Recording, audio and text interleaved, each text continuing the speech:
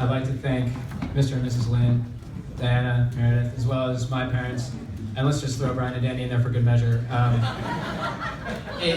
Putting something like this together is no small feat, and in my very limited perspective, I was able to see just how much planning went into it, and I think that deserves a round of applause.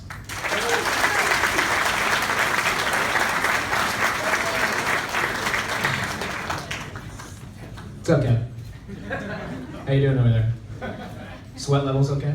I think it's the closest I'm ever going to come to a Friars Club roast, so buckle up. Let me introduce myself. My name is Brendan, and I'm Kevin's best man.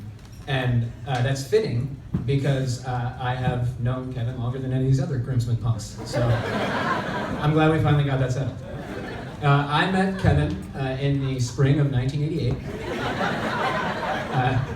He was fresh out of the womb, and we ended up becoming roommates. I had previously been living there on my own. Well, that's not entirely true. I had these two other roommates. They were a little bit older, but it was actually a pretty sweet setup. They paid for everything. They kept the place clean, bathed me, fed me. It was great. And then all of a sudden, this little weasel comes along and he starts stealing my thunder. But after several petitions to have him evicted were denied, I decided I might as well make the best of it. Now, this is going to come as a shock for those of you who didn't know him back then, but Kevin was a demon child. He had a habit of being somewhat uncontrollable, and I'll give you an example. We were in Disney World, my dad, Kevin, and I, and the hotel we were staying at had this swanky pool that was bordered on one side by this fake rock wall that eventually turned into a waterfall. Kevin took one look at it, and he said to himself, I'm gonna scale that thing. He was just waiting for the opportunity to arise. And it did. One night, we were back there. The pool was very obviously closed. There was no one else in sight. And Kevin kind of shuffles over, gets himself set, and he's looking over at my dad like this. And my dad's like, no, Kevin, you can't do that. It's against the rules. Besides, the pool is closed. There's no one here to save you when you inevitably fall in the water. Come back over here, you monster. It fell on deaf ears. So he gets going. He's got the devil's grin plastered on his face. And there was no ledge, mind you. I don't know how he did it. It's actually still kind of incredible to me. But it became clear that he was going for it. And my dad was furious. And when my dad gets furious, the tongue comes out. And when the tongue comes out, so too does the wrath of God. Kevin! Kevin, unfortunately, was past the point of no return.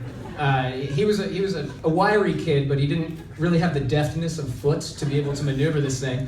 So back he flops, fully clothed, into the pool. Pandemonium ensued. I can't quite remember the aftermath because I was in second grade, but you get the idea. He was a pain.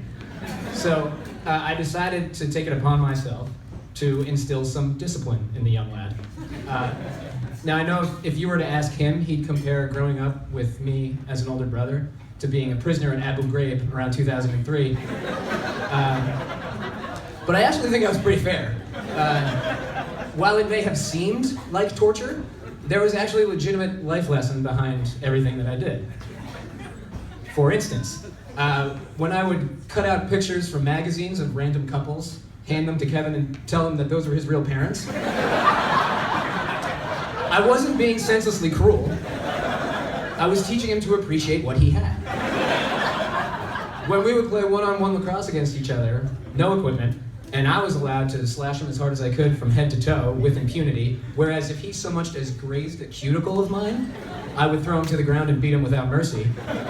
I wasn't just using my considerable size advantage to make him feel subservient.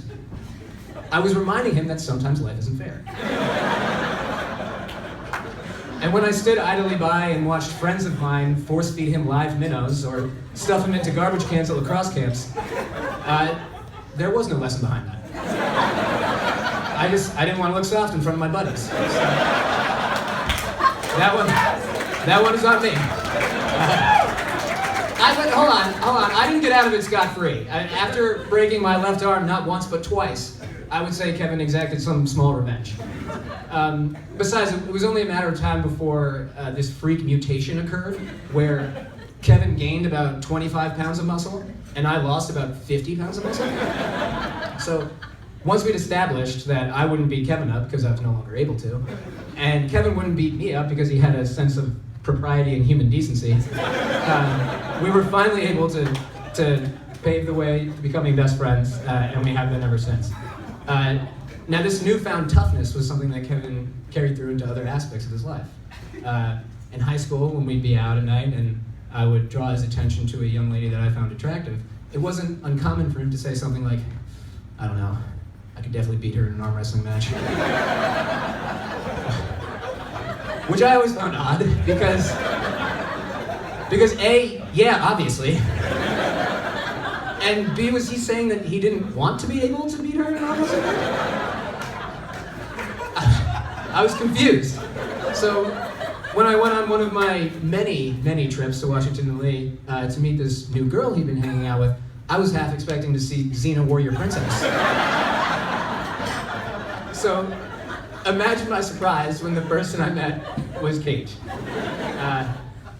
Kate. I'm so glad that Kevin was able to find somebody who orders the same things that I do at restaurants.